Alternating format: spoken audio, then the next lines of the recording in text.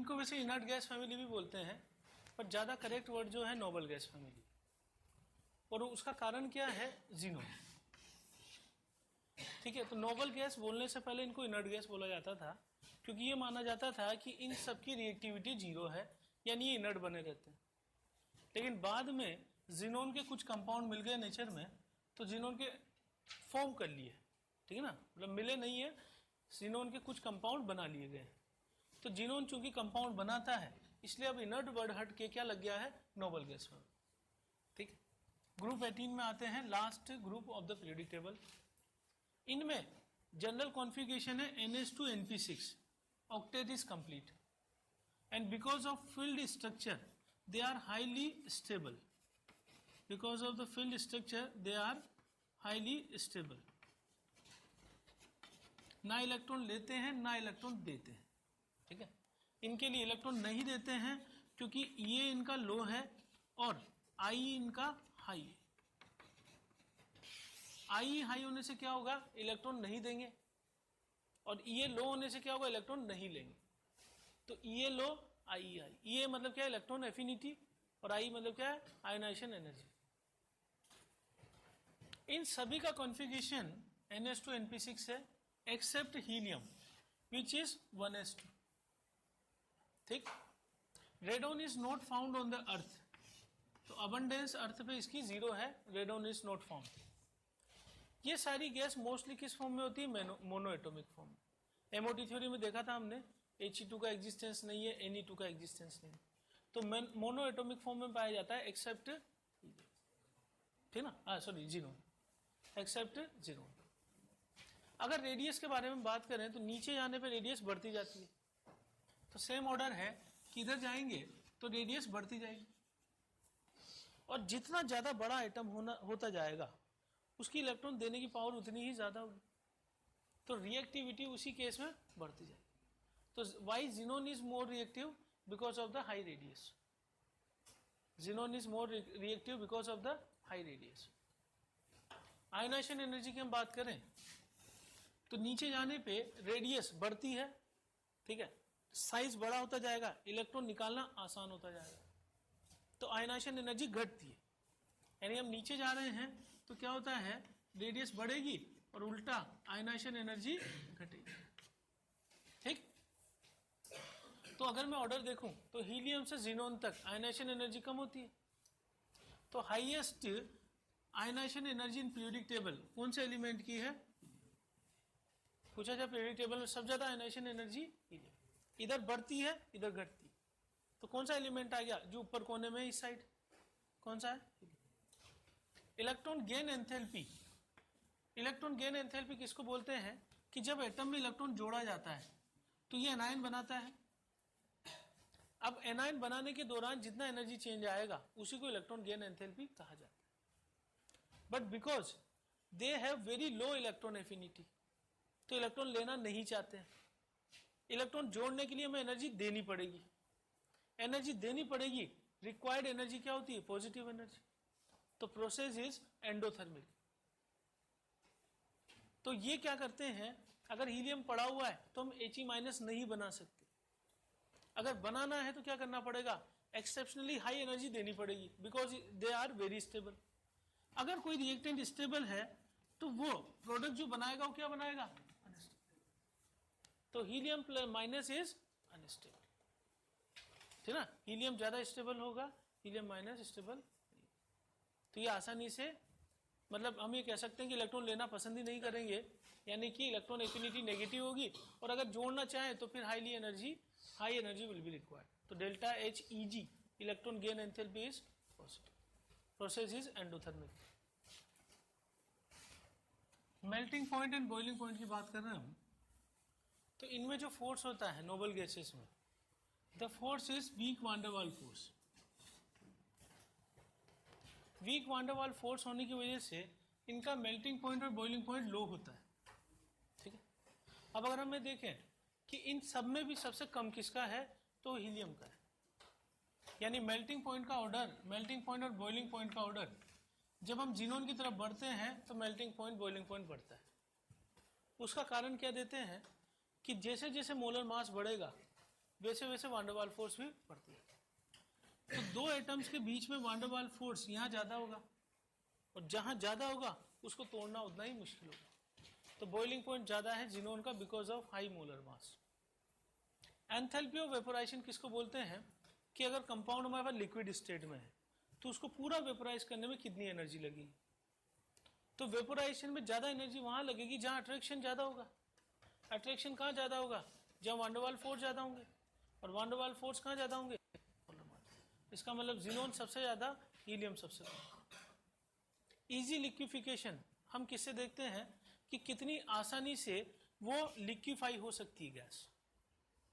अब gas easy liquefy तब होगी जब गैस के दो एटम्स के बीच में अट्रैक्शन ज़्यादा होगा। अट्रैक्शन कहाँ ज़्यादा है?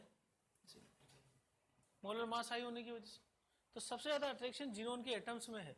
तो अगर मैं उसको कूल करता जाऊं गैस को, तो सबसे आसानी से लिक्विफाई कौन सी हो जाएगी? जिनोन। तो ऑर्डर होगा जिनोन सबसे ज़्यादा। हम बात कर रहे हैं सोल्युबिलिटी इन वाटर। अगर वाटर में हम इनको सोल्यूबल करवाएं तो फोर्स किस टाइप का होता है कि यहाँ डाइपोल और यहाँ पे एटम। तो हीलियम और वाटर के बीच में जो फोर्स होगा वो वांडरवाल टाइप का होगा, वीक वांडरवाल फोर्स। तो वांडरवाल फोर्स किस पे डिपेंड करता है? मोलर मास पे। तो हम देख ही चुके हैं कि इसके एटम का दूसरे के साथ इंटरमोलिकुलर फोर्स सब ज्यादा है मोलर मास की वजह से।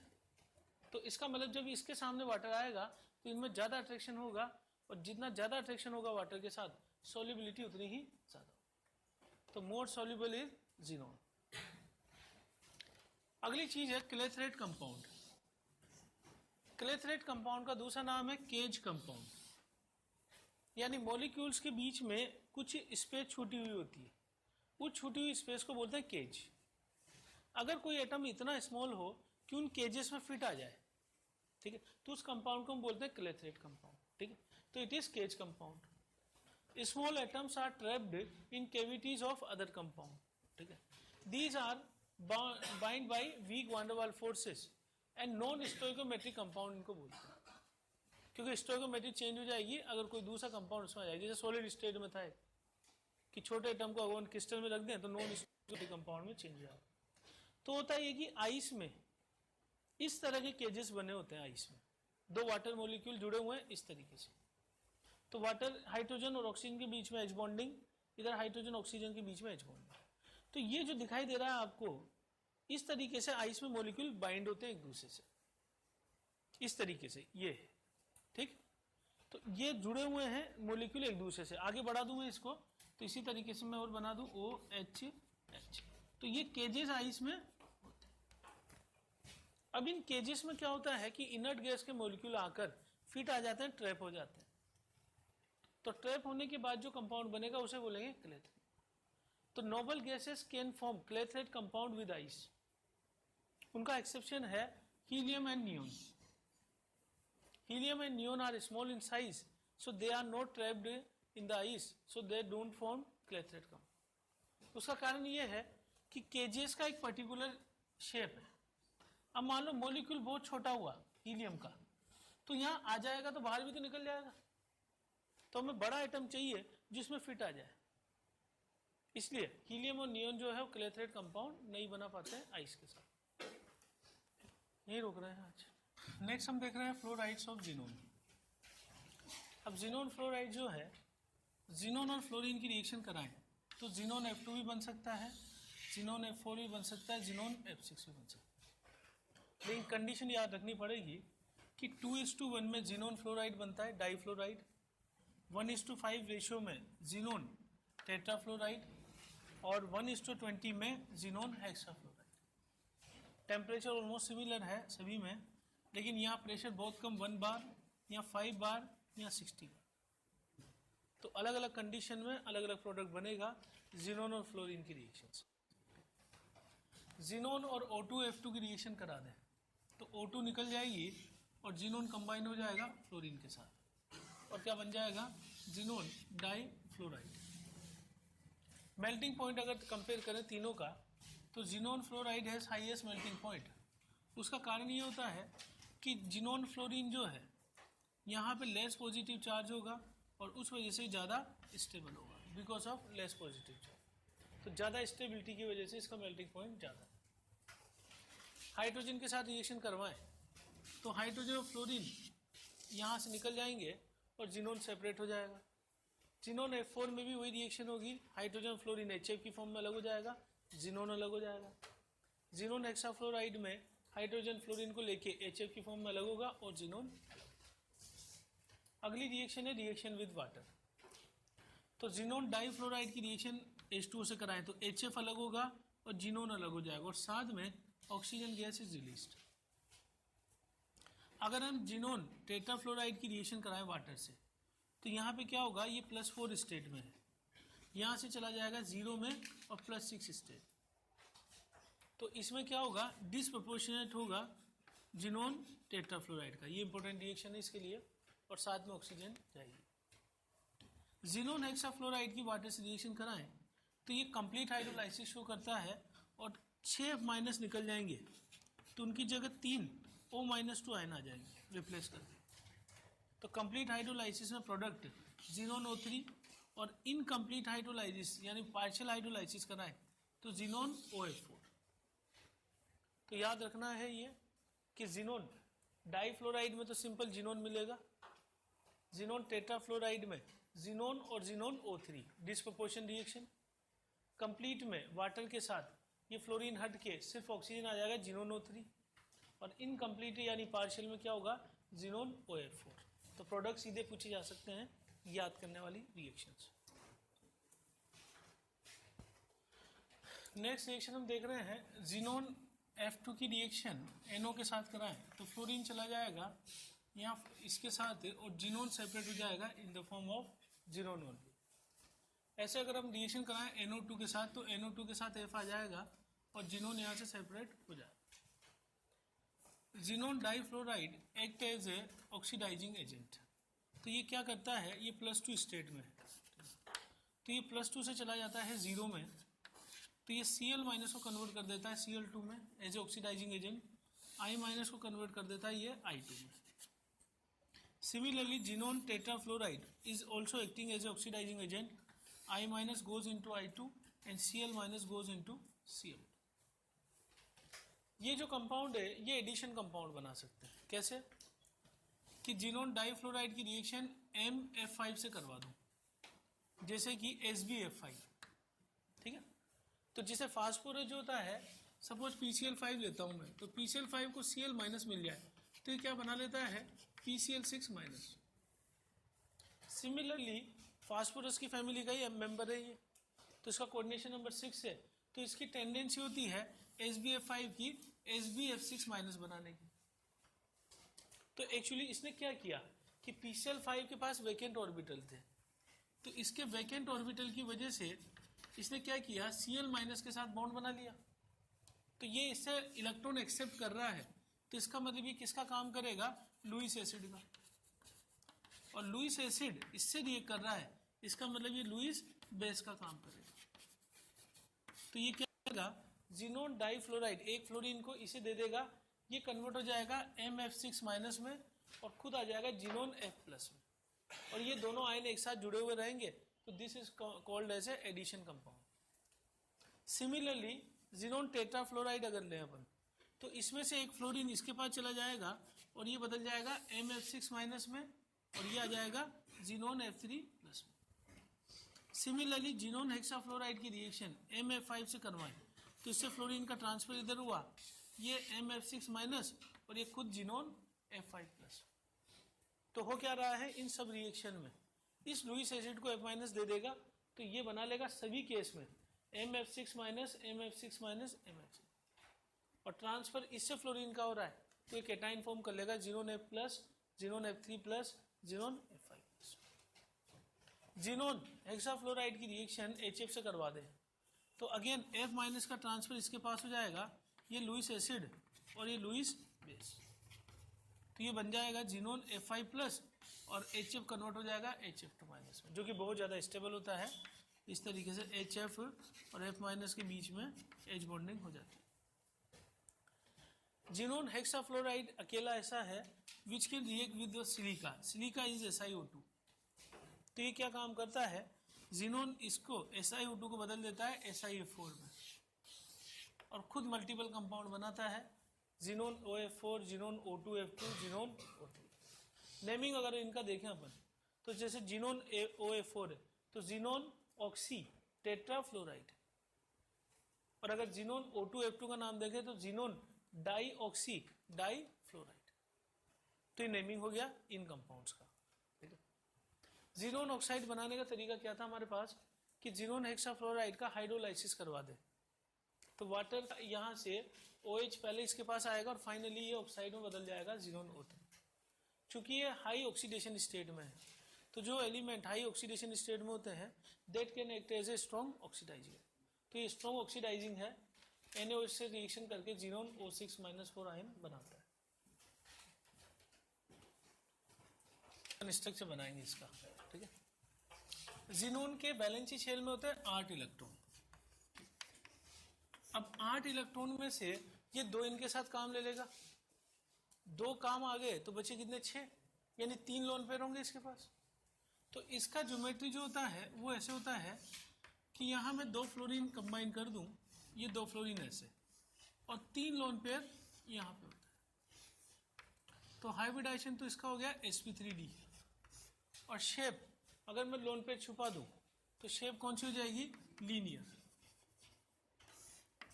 ठीक, इसके बाद जिनोन F4 की केस ले रहा हूं, 4 इलेक्ट्रॉन यहाँ काम आ गए, 4 बचे तो 2 लोन पेयर हो गए, यानी स्टेरिक नंबर इसका 2 प्लस क्या हो जाएगा 4, यानी हाइब्रिडाइजेशन 2 + 4 में क्या लिखते हैं sp3d। इसका शेप कैसे होगा कि ऑक्टाइडल ज्योमेट्री में मैं दोनों लोन पेयर एक दूसरे के अपोजिट रख रहा हूं। अपोजिट क्यों रख रहा हूं, ताकि रिपल्शन इनमें मिनिमाइज हो, और फिर मैं यहाँ पर 4 फ्लोरीन जोड़ देता हूं इस तरीके से। अब लोन पेयर को छुपा के अगर हम शेप देखें तो शेप क्या हो जाएगी इसकी, स्क्वायर और प्लेनर, ये शेप होगी इसकी। इसके बाद आया था जिनोन F6 में 6 इलेक्ट्रॉन तो इनके साथ काम आ गए, 1 लोन पेयर बचेगा। तो इसका स्ट्रक्चर कैसा होता है, यहाँ पे 4 फ्लोरीन हमने जोड़ दिए, उसके बाद यहाँ फ्लोरीन और 1 लोन पेयर अपन इधर दूर दिखाएंगे इस तरीके से। तो इस शेप का नाम है हाइब्रिडाइजेशन, तो sp3d3, और शेप होती है कैप्ड ऑक्टाइडल। कई बुक्स में इसका नाम डिस्टोर्टेड ऑक्टाइडल भी होता है, distorted octahedral is also name. Xenon O3 देखें अपन, जिनोन के साथ हमेशा ऑक्सीजन यहाँ पे डबल बॉन्ड के थ्रू जुड़ा हुआ। जिनोन कितना काम आ गया इलेक्ट्रॉन, जिनोन के 6, 1 2 3 4 5 6 थे, कितने इसके पास 8, तो 1 लोन पेयर आ जाएगा, तो स्टेरिक नंबर क्या हो गया 3+1। तो हाइब्रिडाइजेशन 3+1 में क्या होता है sp3, और शेप क्या हो जाएगी इसकी, ट्राइगोनल पिरामिडल, अमोनिया के जैसी पिरामिडल। ठीक, जिनोन O2F2 में यहाँ पे जिनोन के साथ 2 ऑक्सीजन और उसके बाद 2 फ्लोरीन, कितने इलेक्ट्रॉन काम आ गए, 1 2 3 4 5 6, एक यहाँ पे क्या होगा। तो इसको कैसे बनाएंगे हम, यहाँ पे ये एक लोन पेयर डबल बॉन्ड हो, ये फ्लोरीन, हाइब्रिडाइजेशन sp3d, और शेप इसका कहलाता है सीसो। ठीक, इसके बाद जिनोन A4 लेने हैं, तो जिनोन OF4 का स्ट्रक्चर होता है जिनोन, यहाँ से 4 फ्लोरीन जोड़ दूं मैं FF, ठीक है, और 1 ऑक्सीजन ऐसे जोड़ दूं और इसके अपोजिट में 1 लोन पेयर को ऐसे जोड़। हाइब्रिडाइजेशन क्या हो जाएगा इसका, यहाँ पे 2 इलेक्ट्रॉन इसके साथ और 4 इसके साथ, 6 काम आ गए, 1 बचा, तो 1 तो लोन पेयर है और 5 जुड़े हुए एटम है, तो 6 जब होता है तो उस केस में हाइब्रिडाइजेशन क्या होगा sp3d2। और इसमें इस लोन पेयर को छुपा के देखें तो ये तो है स्क्वायर और ये इसमें पिरामिड की फॉर्म में खड़ा हुआ है, तो दिस इज स्क्वायर पिरामिड।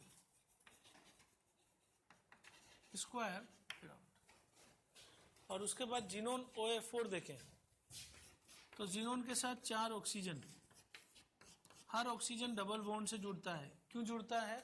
क्योंकि ऑक्सीजन के पास वैलेंसी शेल में 6 होते हैं, इसको कितने की जरूरत है? 2 की, तो ऑक्सीजन डबल बॉन्ड बनाएगा। फ्लोरीन के पास कितने होते हैं? 7। ऑक्टेट कंप्लीट करने के लिए एक और की आवश्यकता है, तो फ्लोरीन हमेशा किससे जुड़ता है? सिंगल से, ऑक्सीजन।